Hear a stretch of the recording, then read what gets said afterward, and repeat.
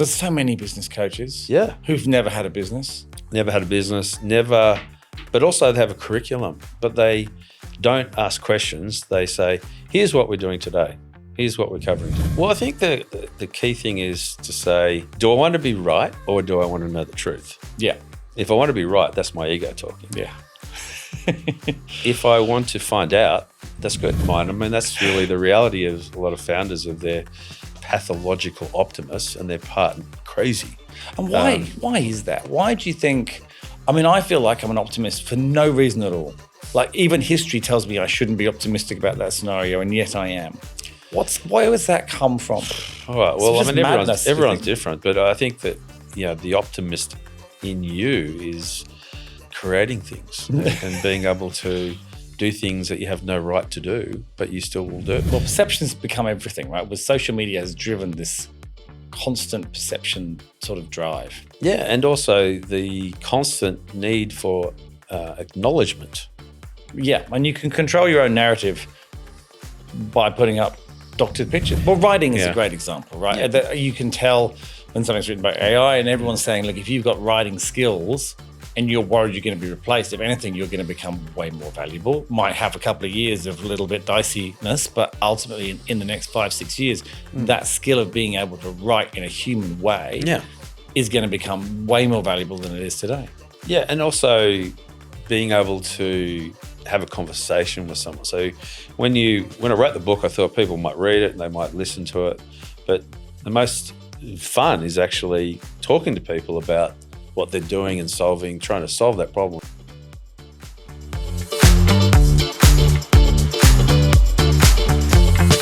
David, welcome. Thank you very much for having me, Steve. Very happy. Very, very happy. So many things to talk about. And very happy to have you on the show. And I've noticed you've been on a couple of other shows recently. I've seen you popping up. So I don't know when they were filmed or whether you're on a run, but there must be something going on in the stars because you're hitting the media. Well, I don't know why, but I've just enjoyed talking to some really clever people like you, and it's been a lot of fun. I've had a podcast myself for a little while, and so I've enjoyed doing that. Like, it's just front row seat to talk to smart people. It's really cool. Podcasts are, to me, I still think, and I say this a lot, the most authentic form of media right now. Can't hide. You can't hide. There's no script.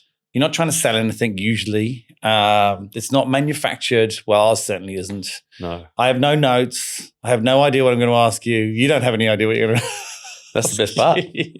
And we rarely edit anything. I think in maybe it's 190 something episodes we've done. I think we've maybe done 4 or 5 mini edits, and that's it. And that's where someone's just regretted saying something and they've rung us up like 2 days. Actually, I had one today.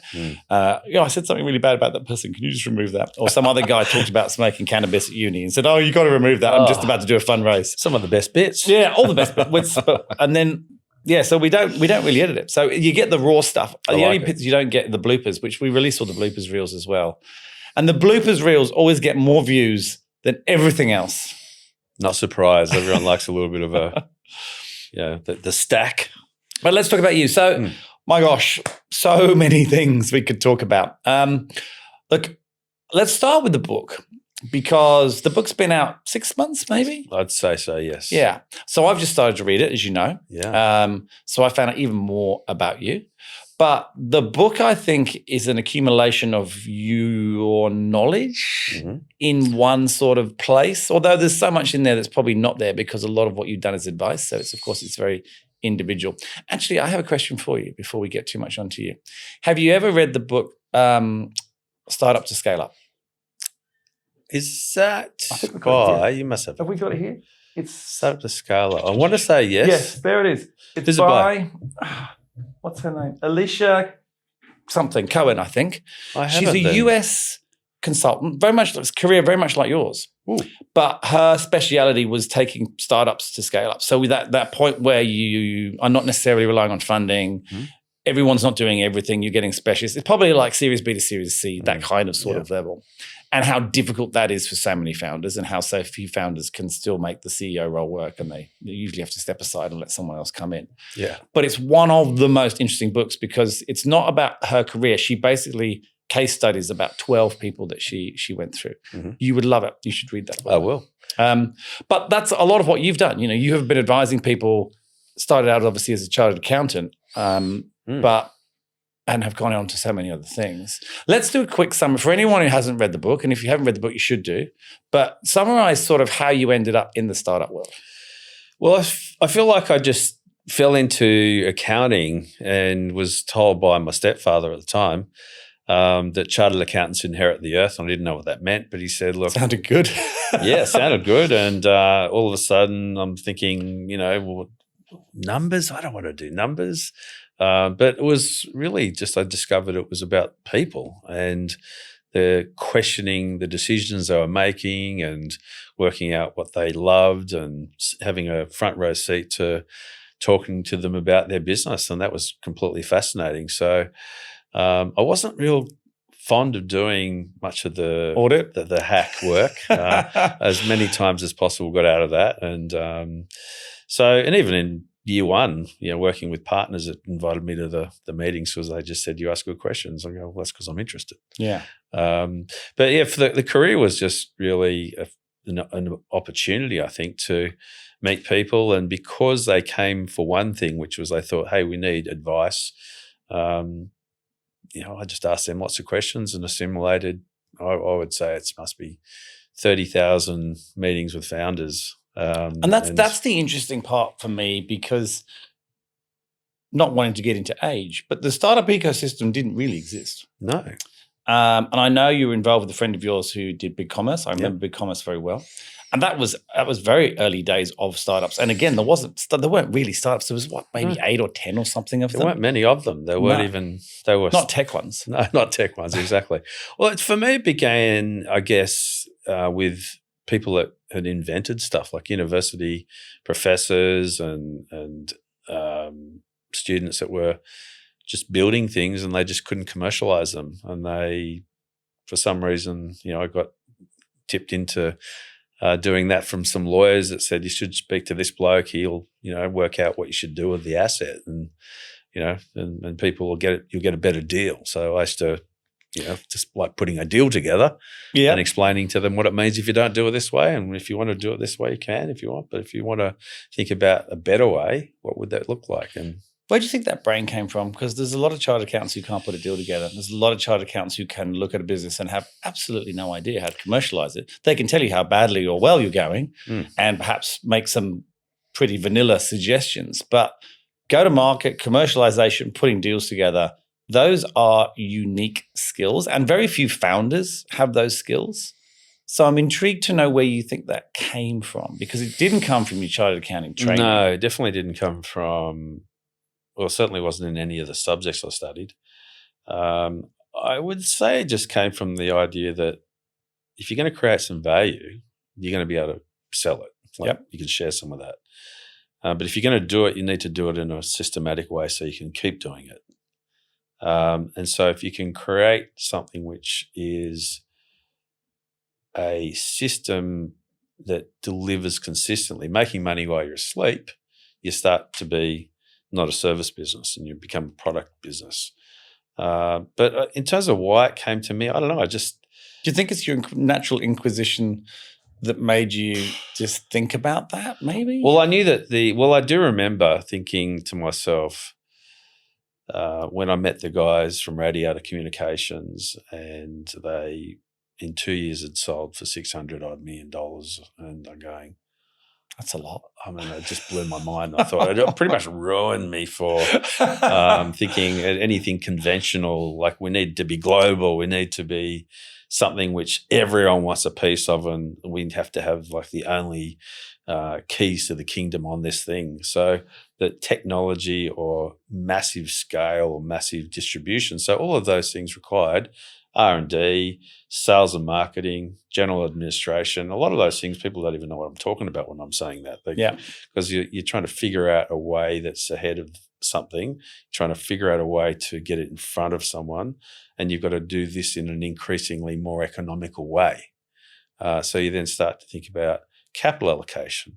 A lot of people think capital allocation is how much money I spend, but it's the bets you make in the race, which is you've got mainly 4 chips. where you spend your time, where you spend your money, how you apply other people's time and focus, and then finally thinking about how you actually do it in the right order. That's the interesting part, right? Yeah. So, and everyone can say, I did this, and this, but if you do it in the wrong order, it may come to nothing. And that's where you're systematically removing layers of doubt so that you instead build up layers of proof that this is a thing that will be acquired, people will pay, they'll keep using it, they'll use it more because it will be infiltrating all of the rest of the organization. Yeah. And so you get these macro stats like net recurring revenue and gross margin. People go, that's all boring accounting stuff. I said, no. These are the levers that you need to understand. So you can't build a company without understanding pricing. Mm-hmm. And people always, to me, I think they really think of pricing as an afterthought and say, what are the competitors doing? Or how much is it going to cost to make? Yeah. There's just so much more to pricing than MCI. And it's really the foundation of your business is how you think about how pricing something will affect the way you distribute it, will affect the way how many of them you have to sell. So which channels can you use? How should you position it? Therefore, how much R&D should you do? So it's very systematic thinking. Yeah, I don't know what it is, but I know when you see it and you go, that's clever. And so when I see something clever, I go, I'll remember that. And I've just stacked all these things together and said, this is what it takes to build a business and sell it for $1 billion or get to 100 million in revenue. Because sometimes I go, I don't know why that's worth $1 billion, but it's hard to lie about the dollars. Yeah. The dollars are there, the sales are there. Well, worth is, varies, doesn't it? Right. Depending on what's going on in the world, right? Well, it's a risk on, risk off environment. Yeah. So when people think there's risk on, money's scarce, or it's harder to get margin, or it's harder to stay in the profit and loss, if you like, or, but if there's risk off, people think anything's possible. AI. Love that time. AI, I like that's a good time. It's the best time. I'm not sure that's where we are at the moment. I don't think that's where we are. Yeah. I mean, as you know, recruitment, I think, is a real indicator of how people feel. Yeah. And it's very quick to react. Mm. I think that, people say the property market, interest rates, all those things. The interesting thing, interest rates impact recruitment enormously. And yet they don't actually impact recruitment in any way at all other than confidence. It's all connected. Well, it is, of course, but I mean, it's not. House prices are fundamentally linked to interest rates. Savings and investments are fundamentally linked to interest rates. I mean, those things impact how you spend your money. But I noticed that recruitment, to me, is a confidence thing. People hire when they feel confident that it's going to go well, and they don't hire when they don't. They hold off and they wait. Well, they see bad stories. They see companies fall over. They see banks not lend. Yeah. They see people not pay their bill. They see people slow down or forget to renew something, and then all of a sudden, they're out of business.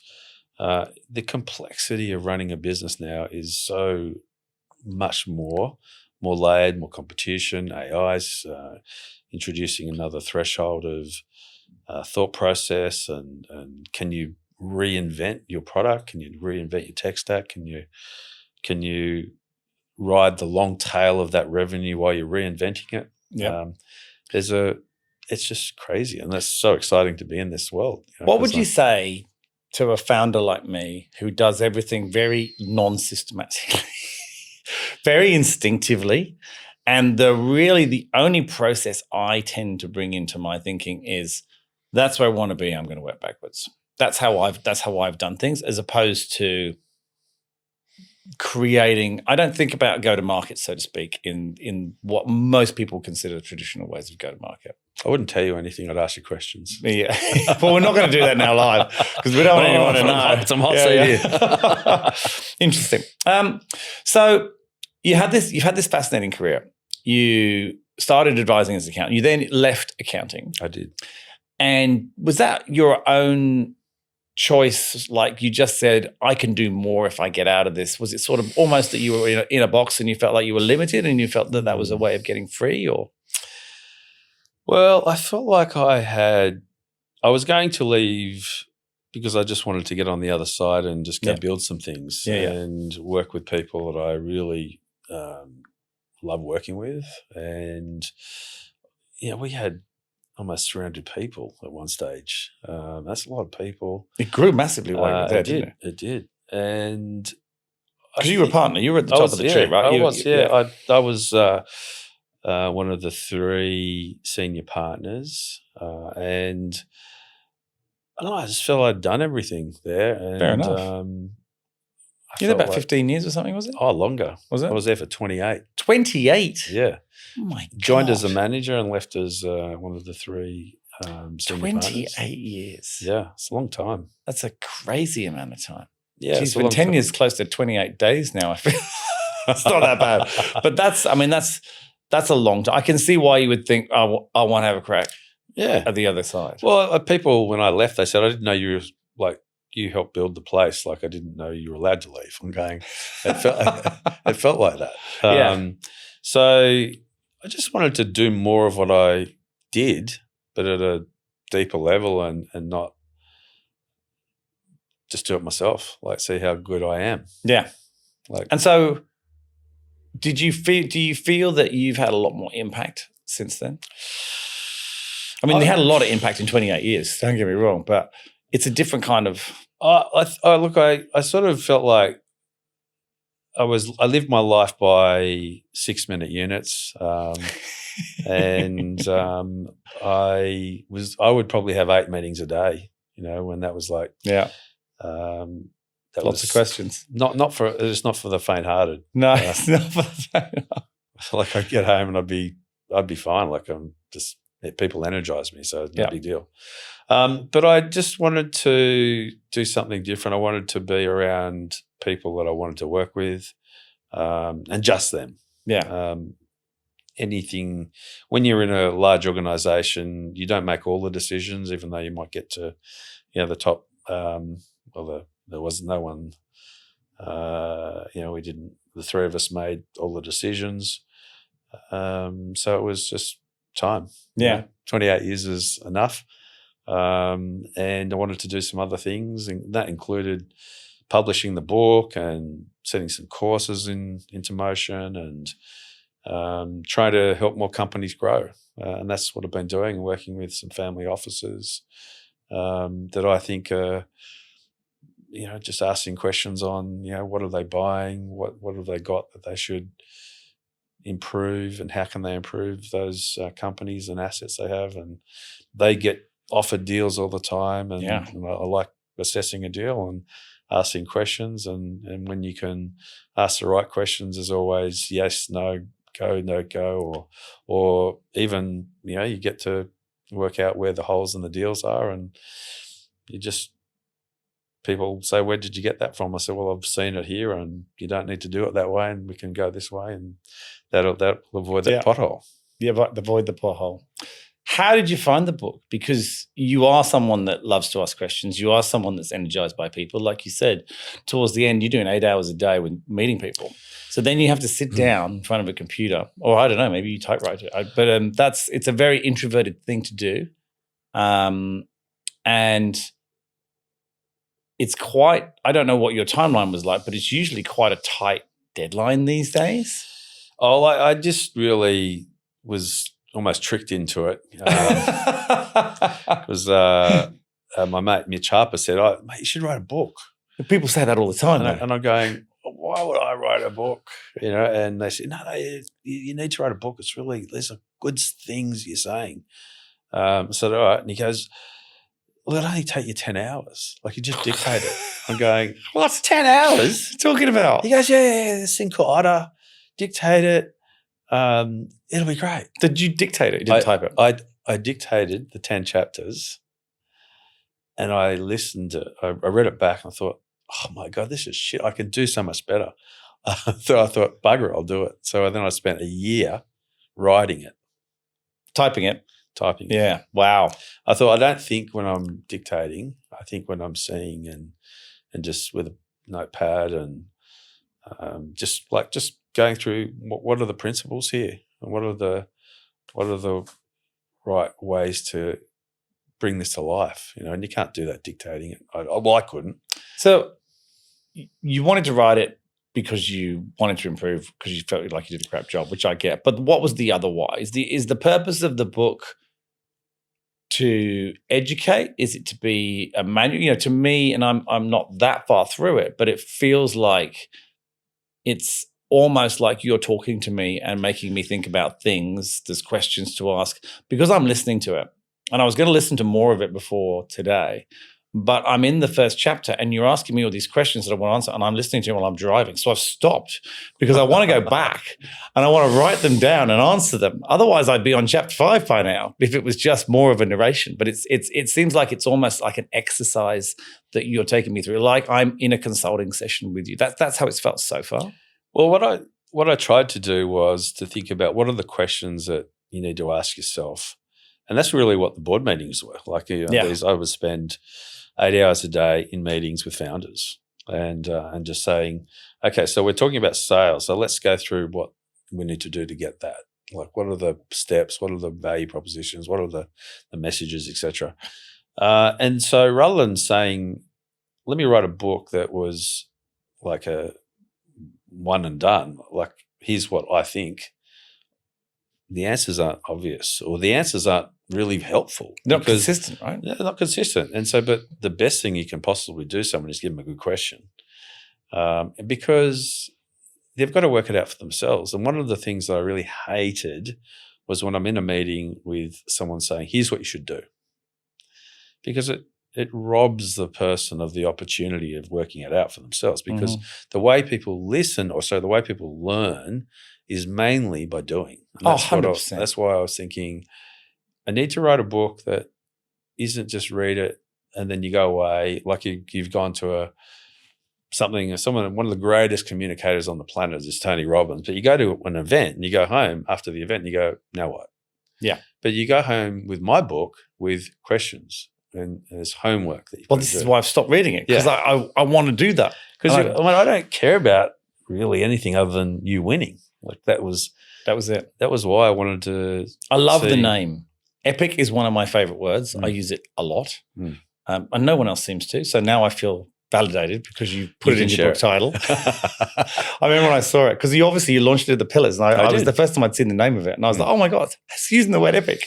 Well, it's almost like people have asked me why did I call it epic. Well, it's the opposite of toxic for starters. True. But it's got to be, if you're going to do it, we all know that the idea means nothing. It's all about the execution.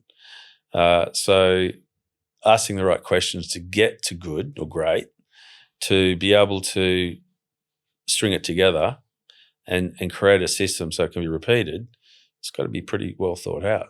Yeah. So, and you want to create a business that you can sell. Like every business I ever think about is I go, how am I going to sell this? Like, what is it? Who's going to buy this? What are they buying? What they're buying is never on the profit and loss or in the balance sheet. So I need to think about what is it that we really need to do here to stand out, be differentiated, create a process that is hard to copy, or if it's copyable, we move too fast so you can't keep up with us. What if you don't want to sell it? So, I mean, a lot of people build a business, but a lot of people go into business to sell a business. Right? They do. They do. Yeah. And a lot of people say that's the wrong reasons. I don't think there's right or wrong reasons for starting businesses. Everyone has a completely different one, and not everybody always tells you what the real reason is anyway. That's the beauty of it. Yeah, like I've had a few. This one I've got at the moment, Nudge, I've never had any intention to sell Nudge. My previous two I did, and we sold them, which was good. But this Nudge for me was just something that I really wanted to do. And I've always seen it as a way to open up other things. Well, that's the whole thing. It's really your brand and it's your keys to drive many cars in many lanes.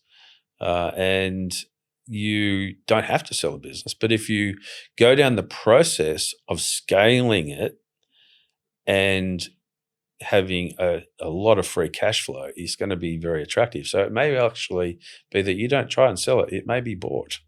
We love this saying. Yeah. So just so that everyone watching knows, I was talking to David the other day and he said the most amazing thing, companies should be bought, not sold. And I just think that's one of the most and I use it again, epic one-liners I've ever heard. Be bought, not sold. You could have called the book that. You could have. But again, the idea was really not to tell anyone what to do. It was. Is to give them the questions. Because even in the chapter, it says, why are you starting this business? Like, are you in the right frame of mind? Do you have all the right pieces? Never in the right frame of mind. Well, you're probably out of your mind. I mean, that's really the reality of a lot of founders of they're part pathological optimists and they're part crazy. And why is that? Why do you think, I mean, I feel like I'm an optimist for no reason at all. Like even history tells me I shouldn't be optimistic about that scenario, and yet I am. Where does that come from?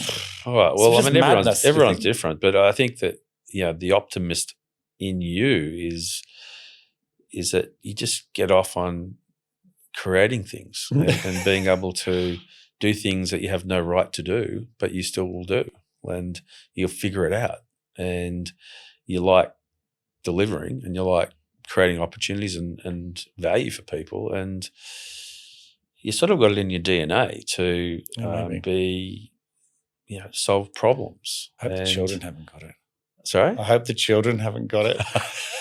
Well, I know my kids said, we don't want to do what you do. Well, my family were all dentists, and none of us, I've got a brother and a sister, none of us are dentists, so it can't be a DNA thing, but we'll see. Well, I think that, kids, you don't tell them what to do. They just see you and they go, what you do. Not doing that. Not doing that. No way. No way. Let's delve back into your archives. What is the most bizarre scenario from a founder perspective? Because most of our viewers are founders. What's the most bizarre scenario you've walked into? And I don't mean room where something weird's happening, because that could get super strange. We could cover that maybe. We'll do that. I've seen that too. No. We'll do that in the bloopers after. But what's the most unusual business scenario, let's put it that way, that you've walked into that you were able to help that individual make the right decisions to turn it into something? It could be a disaster, or it could be just something that was like, how on earth why is it set up? Like what? Just give me, can you think to any of those? I can think of lots of examples of crazy. Like, I have the first thing that came to my mind was like these two young guys, and they're now a bit older. And they came in, they said, we've got this idea and we've been told we need to talk to you. And I go, okay, let's hear it out. And, they say, but we've only got one problem we can't work out. And they say, we both want to be the CEO. That's the biggest problem.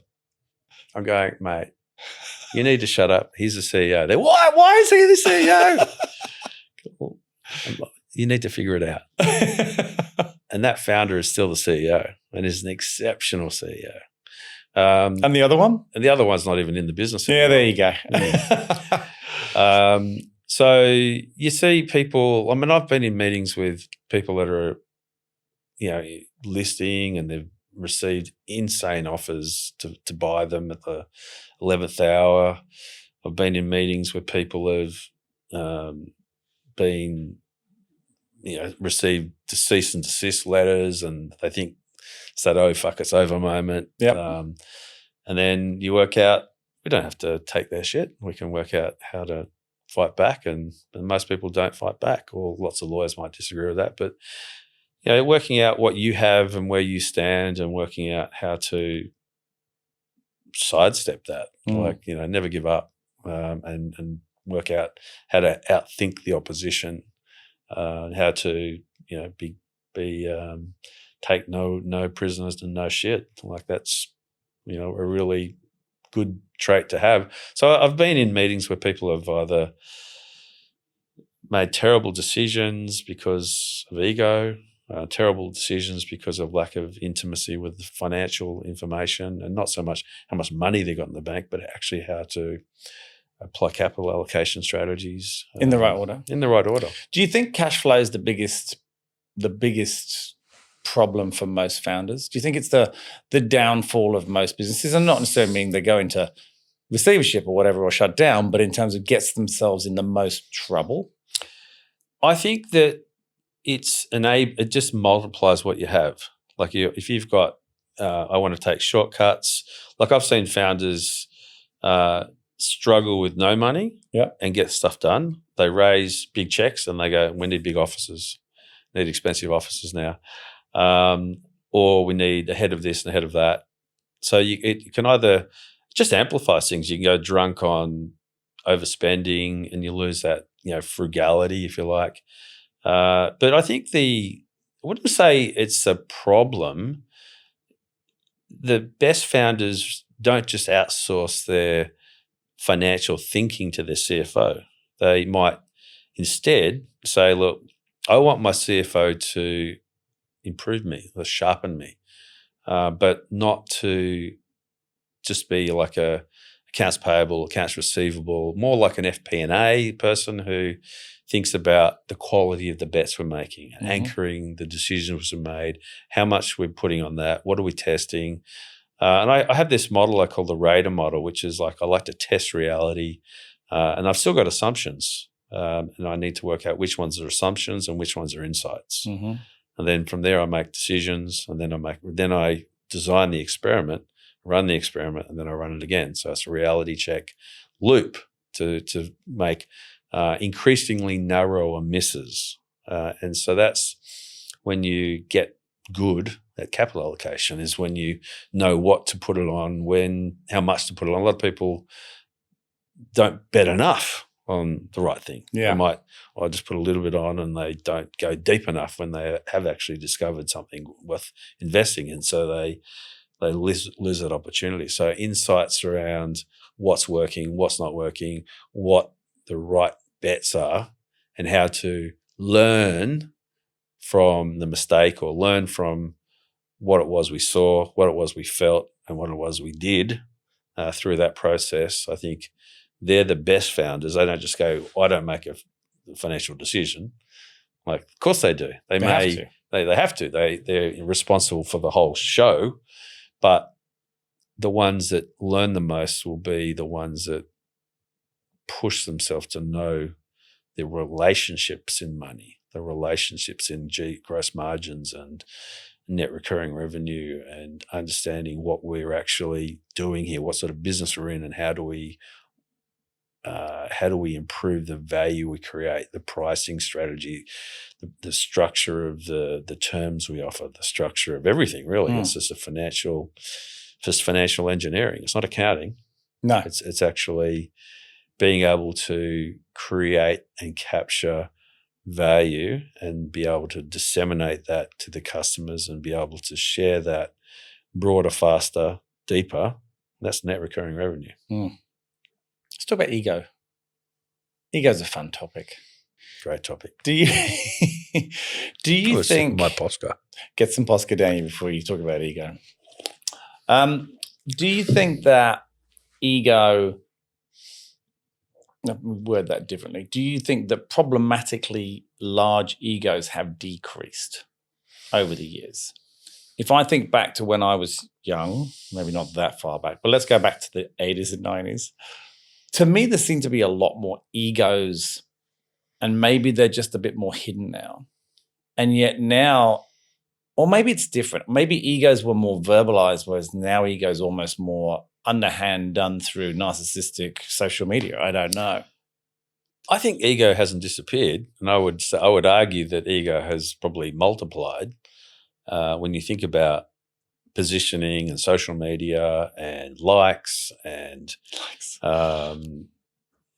share of voice and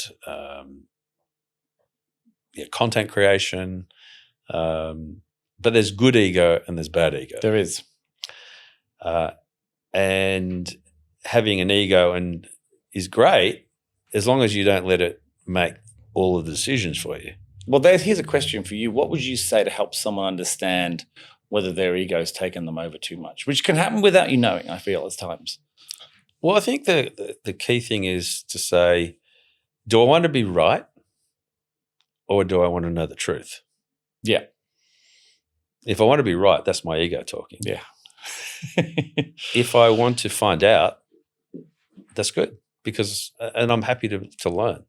And I think that you need some ego as a CEO. Otherwise, no chance you would take on the role, because you wouldn't be at least somewhat optimistic that you can achieve this and say, like, I'll beat the odds.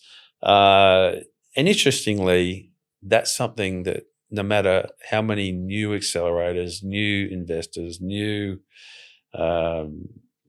low-code tools there are, I'm not so sure that the actual numbers in absolute percentage terms have increased in terms of success, which I find is probably an ego thing. Yeah, okay. Because working out what people need may not be, and this is why I think there's the world of business coaches is a big example of ego. There's so many business coaches who've never had a business. But also they have a curriculum. But they don't ask questions. They say, here's what we're doing today. Here's what we're covering today. Well, that's a teacher. It's not a coach. Yeah, the coach is someone who works out the perspective of what do you know so far, almost runs an audit of how you make decisions and who you're listening to, and are you any of those people your customers you're listening to, and the ego side of it comes out by wanting to be seen to be right, wanting to be seen to be successful, wanting to be seen to be all of those things. Well, perception's become everything, right? With social media has driven this constant perception sort of drive. Yeah, and also the constant need for acknowledgement. Yeah, and you can control your own narrative by putting up doctored pictures. Look how many pictures. I saw a friend of mine, and I haven't called her out on it, but I've known her a while, and all of a sudden she's looking different in her photos. And I haven't seen her for maybe 2 months. I thought maybe she's just working out a lot. And then I had a look at one the other day and I was like, hold on, her stomach's not straight. And she's obviously gone. And she's the last person in the world I would ever think would do that. And I'm just fascinated by it. And I don't know why. Who knows what's going on in her life that's making her do that? We don't know. No, we don't know. We all should ask. But we should ask. But I'm not sure I've got the energy right now to get into that conversation with her. Maybe I'll wait till the new year. Yeah. But it's interesting, isn't it? I mean, I think the ability to control your own narrative has created the desire for even more likes. Yeah. Well, the question is, why do you want to do it? Why are you doing it to be seen, to be successful, or just because you want to solve someone else's problem? That's why one of the things that I always say is, as good as Simon Sinek is, I love a lot of his stuff, he really came to fame when he did this story around your why. Yep. And I always say, no one gives two shits about your why. Oh, that's right. Your dog does, and so does your mum. Does she though? Or is she looking at Instagram doom scrolling right now? She actually used to care. She used to care. She used to care. She used to care. She doesn't even give any likes anymore. No. I have people ring me up going, you didn't like my story. And I'm like, I haven't seen it. Like, what are you talking about? I haven't been on Instagram for 2 days. I haven't been busy. I just haven't seen it. But you didn't like it. Well, how do you even know? How do you know I don't like it? Do you go through everyone that like? They must do. They must do. They must do. But if you figure out who you care about, it's a lot more enduring rather than your why. Yeah. And focusing on someone you care about or a class of people or whatever is taking it away from your ego too. So it's a bit of an antidote to say, I want to be the best CEO on the planet, or I want to be the best chairman of any whatever, or I actually just want to help these people. Yeah. And they will tell me if I'm helpful, as opposed to me deciding. And they might think you're the best. He might not. That's the best you can hope for. But I just want to know, did it help?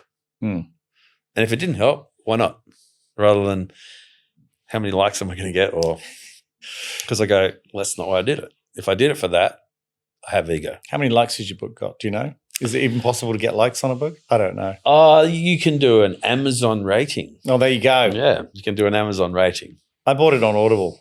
Well, there's probably an Audible rating. There probably is too. What did you get out of writing the book? Because I imagine it's a very personal experience, particularly when you've gone, you know what, that was terrible. I'm going to spend a year doing it. You're going to invest a year of your time. You're going to get something out of it. In fact, Steve, I really actually invested 2 years because I finished it in 2019. Just before COVID. Yeah. And I literally flew down and met with Wiley, and they said they loved it and they'd going to publish it. Mm-hmm. And 30 days later, we're in COVID. And I thought it'd be very selfish of me to focus on my book. So then it was like I blinked and it was 2023. You missed those 3 years. Were you wandering around in activewear with a water bottle full of cocktails like everybody else? I was wandering around in activewear on the phone running daily meetings with my clients. I imagine, I started Nudge about 4 months before COVID lockdown. And it was a weird time. Now, it wasn't my first business, but it was my first time in a pandemic, as it was for nearly everybody. I don't think there was anyone who saw many of the others. And just the sheer uncertainty, and founders are used to uncertainty more than a lot of people. But it was a global uncertainty. We didn't know if we were going to survive as a race. And I don't think anyone would admit that hadn't gone through their head at some stage during that period, right? Probably not, although there are some cynics as well. There are, but yeah, there's plenty. But I still bet they thought it. So for you, your phone would have been running hot, right? Because you're their advisor. Yeah, I was like 6 a.m. up, 1 a.m. back to bed. You know, working 18-hour days. Yeah, and there were not many people working 18-hour days. No. Because at that stage, like there was new legislation coming out from where we're going to get this money, how we're going to negotiate with the landlord, what does this mean in terms of what do we do with our team, what do we do with our systems, what can we negotiate with our suppliers, can't sue anyone, how do we do this, how do we integrate this, how do we bring people back, oh, that's changed, oh, this is a new announcement, oh, this has changed, how do I get that money, that system, that website doesn't work, how does this work, what if we overdo this, what if we underdo it, what if, like. It was wild. I was literally writing, reading, talking, and drafting notes and managing my own team and other partners, you know, and trying to keep sanity, you know. How do you remember it now? Do you remember it as a fond experience, or because that's a serious workload you've got on, and that's a lot of you expelling energy to other people? I loved the fact that it felt like we were literally that expression, we're all in this together. Yeah. That was, I call COVID one. You got some cracking lines. You really do. I tell you, we're going to have so many shorts from this episode. That was COVID Instagram's and YouTube are going to be flooded with your one-liners. And then, Steve, we sort of were allowed out and we were talking to all these people saying, I'm taking the kids soccer coaching. And they go, what are you doing coaching soccer? Well, why can you do this? We're in this very far away place called Australia. And no, I'm not in Melbourne. Yeah. Don't mention that. So, and then, of course, we had to go back down to the lockdown. And then at that stage, it felt tough. Yeah. Because we're going, is this going to get better? Is this going to? And then also, because a lot of people had panicked with staff and they'd laid off, cut back, done all, and we didn't do any of that. We basically said, this is our problem. You work for us. We'll figure it out. No pay cuts, no reduced hours. We'll figure this shit out. But then, of course, when everyone had let go of all their stuff, they're going, what do? As in, they look for jobs. They look for jobs. No, the people that had let go of their stuff. Oh, they had to hire again. Yeah, and what have they now got? Well, they've got no office. They've got no. Yeah, a war chest. They go. Oh, here's money-wise. Let me give you 30% more. For me, for Nudge, couldn't have been better. COVID was an absolute accelerator for Nudge. Of course. Not only did everybody suddenly have to hire again, but everyone had to go online. So we were doing tech startups, and suddenly. People still had servers then, right? So suddenly, can you believe that? Suddenly, everyone had to go into the cloud.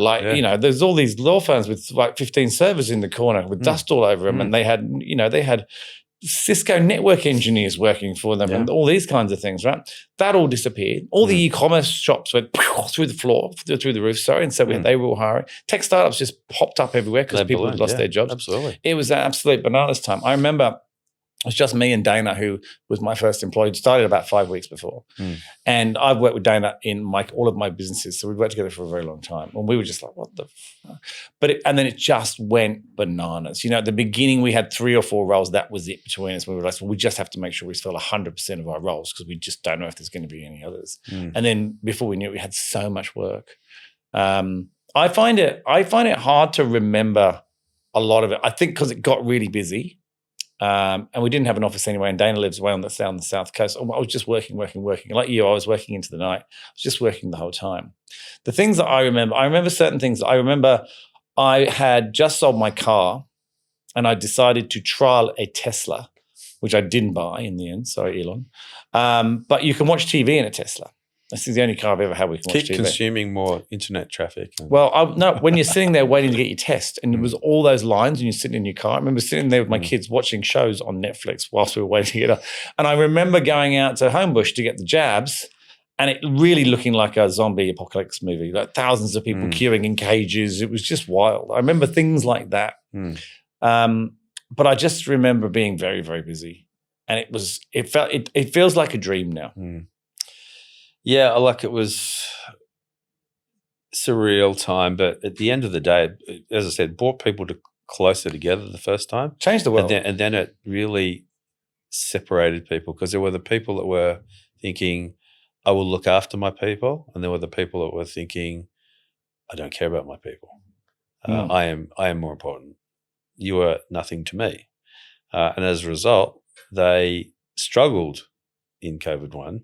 But then they thought they had a war chest of money to go and say, I'm going to go and poach everyone and everything. So then, of course, people thought, well, I do want some more money, even though you looked after people and all that sort of stuff. At the end of the day, like you have to put people first in a business, but not everyone does. And it's not even that you have to do that. So I correct myself and say, you don't have to do anything. It's a choice. Yeah. So, but for me, I found the second part harder. The second lockdown harder because we just didn't feel like we were a team as well as we did. And I love a good team, Steve. I know you do. I was stuck in the second one. It was weird because we'd gone away and then they locked Sydney down. We were in Byron. So we just stayed there. Yeah, why not? Because that wasn't locked down. Wasn't locked down. And all the houses became available because no one could leave Sydney to come to the holiday house. So we were there for like 9 weeks. But you couldn't go and see Anna. Like you couldn't go back into Queensland. No, I couldn't go into. I didn't want to go into Queensland. But you were in Byron. I was in Byron, but that was fine. It was awesome. It was wonderful. And I had my laptop, so it was fine. Yeah. If I hadn't had my laptop, it would have been really stressful. Well, you could get online and get one. Yeah, true. Yeah, that's true. Vital services. Yeah, laptops. the second one was. I think the second one did separate people. But then if you look at what's come out of it, obviously it changed the way people think, it changed the way people work, it changed the world in a lot of ways. But I think more than anything, and I think a lot of the human race has benefited from this, but particularly founders, it's made people want community more, crave community more, I feel. True, but I'm wondering I've heard someone call it double click it, but I like to just scratch under the surface. Oh my God, how many can we do? Well, let me tell you a number, Steve. So there is in Sydney, there is 750,000 square meters of empty office space. Is there really? Wow. That's a lot. Yet there are lots of buildings coming up. So many buildings. And I'm wondering who wants to be in them. Well, they do, but just on Wednesday. Well, if I'm a fund manager and I'm thinking I'm going to build something, ultimately a building is just really a complicated structure which delivers a cash flow. It's a forward earnings tool. I'm wondering what works now, and to what extent are these assets priced appropriately? Well, look, I think the co-working spaces obviously are working where people can come and go and they're not paying the same amount. They're not worried about 3-year leases. They're not worried about 10-year leases. They can scale up and down. They don't feel bad if they don't go in. And you've seen those become significantly more glamorous, if you like. Absolutely. And much more functional. There's a lot more things there. good friend of ours is obviously, you know, Brad, he's just got this new one. And it's got saunas and it's got spas and it's You like might be talking about the pillars. Or no, I'm not. I'm not talking about the pillars. Oh, he's got actually not because that's mine and Brad's. I'm talking about Brad's own one. Yeah. He's this new Tank Stream one. Yes, it's got this whole wellness center built into it. I think is it in 52, Martin? No, it's on Because like he's got stuff all up and down. He's got a few now because he's obviously expanding. No, it's not that one. And I've been to that one too. No, it's on Kent Street, I think. It's on Kent Street. I think it's called Merchant House. Merchant House is the building. And in there, co-working space, it's beautiful. But it's like a lot of the others that have all sort of upgraded Commons and all the others.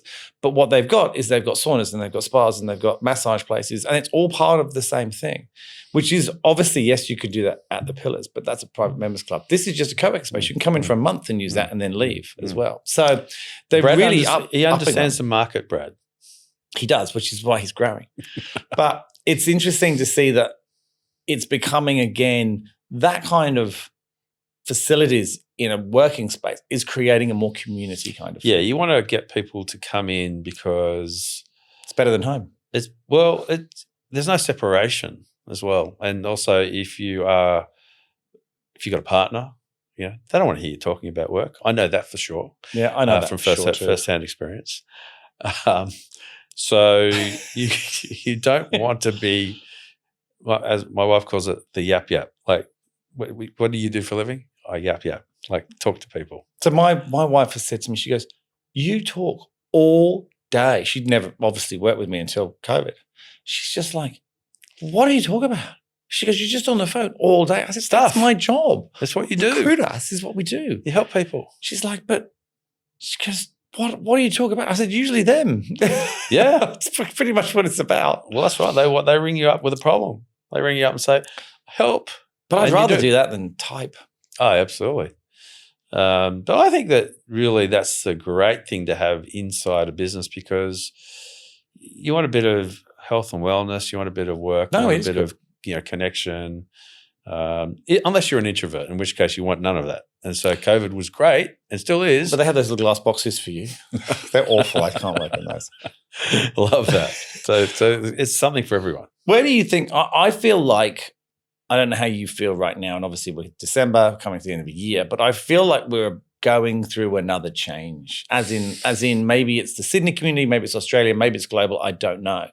But I feel like, I mean, obviously AI has come in hard this year. Everyone's excited. Things are changing very quickly. People are adopting AI probably more than I thought they would, which is good, which is really good. And that's what everyone wants. They want people to learn and adapt and not be scared of it. But I feel like we're on a tipping point of something. And I don't know what that is. But do you feel that this, I mean, obviously AI is as big a change as the internet to some degree, if not greater. Do you feel like that? I feel like everyone's just... AI is the latest and most impactful tool there's ever been. But in the environment that we're in, which is why it's just another reason why it's insane, is like, what parts of the world are really actually not in recession? Like real wage growth. Hello. Let's have a think. There must be a country.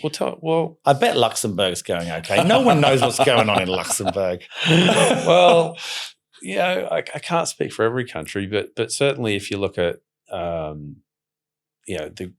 vast majority of new jobs are government jobs at the moment. Which is a sad existence. And if you think about, what sort of, productivity we've had, if you think about what our debt levels are, if you think about how we service that. Debt levels are high, productivity has dropped, although everyone thinks they're achieving more. If you listen to my mate Matt Barry about what the new differential is in home prices to wages, is it 17 times, maybe more? Yes, it's like that. Those ratios ain't good. No, there's not a lot. The things you've just mentioned, none of that is unless you're an eternal optimist, which luckily we both are, they're not what you would call positive indicators. Well, they're not positive indicators, but what people are searching for is an edge, right? So they want to get a slight advantage. And if people are thinking about revenue per employee, Now they can get an agent. They can. Now, I would hate to think the state governments would think, hang on, are these replacing employees? Because is there a payroll tax on that maybe? I don't think I can do any more taxes out of this country. I don't know, but you may have just planted a really bad seed. I might actually edit that out. Not another edit. Yeah, that's not good. We didn't want one edit. No, we didn't want an edit. Well, maybe we'll leave it in. But just if it happens, everyone, this is where it happens. Don't blame me. Actually, maybe do edit it out. Epic execution. But I think if you think through the process of being a race to the bottom in some ways, of like robots taking over, the specifically heavy manual tasks, AI, disrupting the knowledge workers, if you like, without being disparaging in either, because there's all knowledge and doing anything that's creating value. So not my words. But if you think about how much money is going into both of those directions and the impact it's having, and even the large tech companies are laying off people, so we don't need that. There's, what was it? How many did Amazon lay off? There was 35,000 or something like that. So I feel like the opportunity with this is to be a more human company and be more customer centric, and be like, can you actually ring up some of these large companies and get someone to answer the phone, or even if you email them and say, like, I sent an email to a company thinking I need to change my default lose your email, because it was an old email I had. It's like crickets, So I've had the opposite experience recently. There's a couple of businesses that I have gone on to a chat with, and I expect to get an agent. And I've had a person come on within maybe a minute. You get an agent, sure, at the beginning, just to check you're not totally idiotic and just being stupid. But I've had a real person come on within a minute. Wow. And I've had a conversation. I heard there was one person. And I knew that that's the one person. And I've resolved it. Nice. And it's not an agent, because the questions I always try to write in a way just to try, because I'm just that way inclined, just to make sure it's not, because I'm intrigued to know whether it is or isn't. I thought it was now you, and our mate Jeremy has also had a similar experience at one of the biggies. Did he? Yeah, he sort of somehow got someone's Meta account sorted out. Oh my God, it's impossible to get through to them. I don't know. Like, as he's very powerful kung fu. I'm going to have to ask him about that. I'm going to ring him right after this. He's a serious genius, that bloke. He is a genius. He's coming in here tomorrow. Yeah, that's good. Just show me something. Good. Well, you'll no doubt be the richer for it. I have no doubt. But yeah, I feel like there's a change in the way people are getting work done, but being able to be, I feel like there will also be, an anti-AI movement at some stage. Like, people will say, is this like the heart tick, or is this a people first, not an AI native company? Well, writing is a great example, right? Yeah. You can tell when something's written by AI, and everyone's saying, look, if you've got writing skills and you're worried you're going to be replaced, if anything, you're going to become way more valuable. Might have a couple of years of a little bit diciness, but ultimately in the next 5-6 years, that skill of being able to write in a human way is going to become way more valuable than it is today. Yeah, and also being able to have a conversation with someone. So when I wrote the book, I thought people might read it and they might listen to it, but the most fun is actually talking to people about what they're doing and trying to solve that problem. How are you doing it? What are you seeing? What are you feeling about? Is this working? What are those challenges that you still haven't been able to do? So I call this thing situational coaching.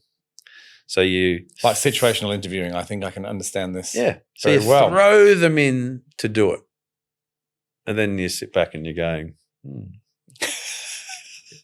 For anyone who's not watching it, you should have seen the expression.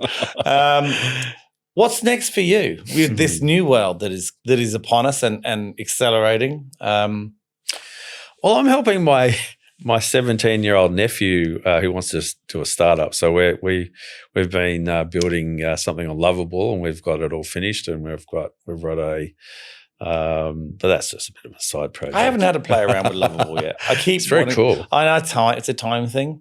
Well, it's not that much time. That's the whole thing. Like, I've got a lot of projects at the moment, and so I'm trying to focus. I am, as you may have alluded to earlier, I'm easily distracted into driving lots of different cars at the same time, and I'm trying to get better at driving less cars at the same time. Well, it's Epic Execution is about being more effective. So in 3 days, I'll have you know, we have a website, we have our ICP matrix, we have all of our copy, all of our 3 days. Yeah, we've already got our on-ground people. A little bit of a hint. It's involving getting kids that leave school, instead of them drifting aimlessly, they go and have a real experience, get closer.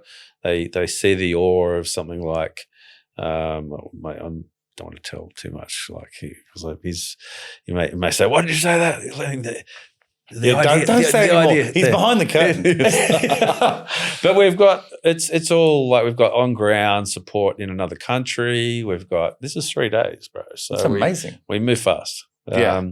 And so being able to unlock stuff and tap people on the shoulder and say, "Mate, you cool to help me with this?" It's a lot of fun.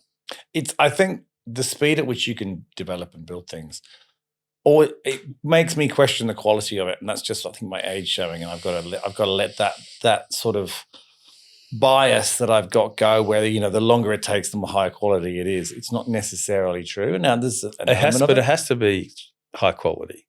You have to have safety. You have to have real value. You have to have multiple of value for people to change what they're going to do. You have to, for someone to depart the current scenario, it's got to be insane value. There's got to be trust. So it has to be quality. You can't fake that. No. I think. So that's your first 3 days. Well, I tell you what I really have loved the most,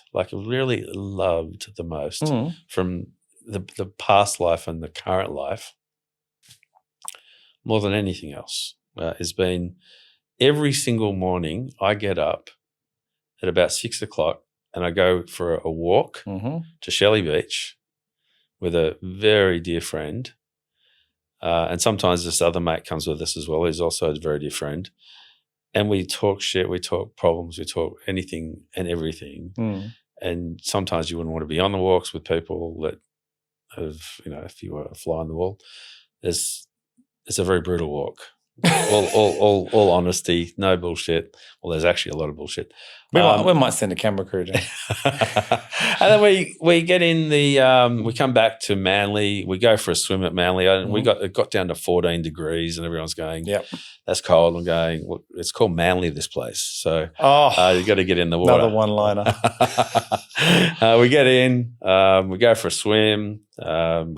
If we don't go out long enough, there's a few people on the clubhouse and say, "What did you do? Just, was that a real swim?" There's always someone ready to call you out, isn't there? Always. Like, how many kilometres did you swim today? Mate, what do you mean by kilometres? we caught a few waves. That was good. Get out and you feel 100%. Go to the gym after that.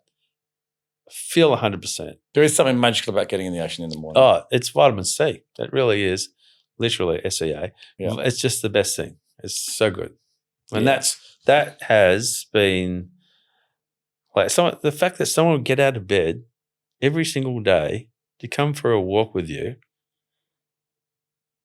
I mean, that's pretty special. That means something. It's a huge commitment. It is a huge commitment. And they haven't married you. They haven't married me. There's no sex involved. I was more about the commitment, but yeah, you go straight with sex. But I think also we're very privileged. What was that thing about edits? No, that's not going anywhere.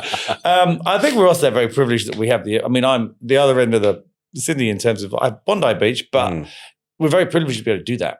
Yeah. And there's not many places in the world you can do that. No. And we're very, very, very spoiled. Incredibly. So if that's the future, fantastic. Yeah. I'll take more of it. Like, I've no complaints. Yeah. It's great. Get in, go have a swim, get on with your day, go meet people, help people. I like to exercise every morning in some form or manner. I find I'm trying to do saunas every morning at the Ooh, moment. wow. Yeah, so I'm on about 14 straight days, I think. Wow. I was always doing about 3 a week, but now I'm really trying to push hard into it. Mm-hmm. I'm pretty sure I'm looking younger. Oh, you're looking. I mean, you can't tell. It's heart. It's all about the heart. There's an absolute glow. It's all about the heart, apparently. But yeah, I think if you can set your day up right, and you can start your day later, because I've always worked late into the night, as I know you have as well. And I always felt guilty about doing things in the morning, and I've got over that now. I'm going, no, it's fine. I work into the night, so I can go put and do yourself these first things. occasionally. Yeah. Well, who else is going to put you first? Exactly. Who puts the oxygen on first in the plane? They've had it right from day one. They're the only people. They have, and they've got this common language, common systems, and they get safety is important. Stay alive, look after yourself, longevity. It's what it's all about, and doing it with people that you love. Well, you and I may be doing something soon. You may hear with others, not just the two of us. That's right. I'm not going to talk about it. I thought about it, but I think we should just leave it. I'm very excited. Leave it hanging there in the air. I'm very excited. I'm excited about that. I'm enjoying where we're going with it at the moment. Another car to drive. Another car to drive. Well, you give a busy person something and they'll get it done. Oh, we've had the car a while. It's about time we drove it. So, yeah, it's about time. But thank you so much for coming on. I think what you've achieved in terms of not your personal career, but in terms of the advice that you've enabled other people to achieve, regardless of what you do next, would be incredibly satisfying.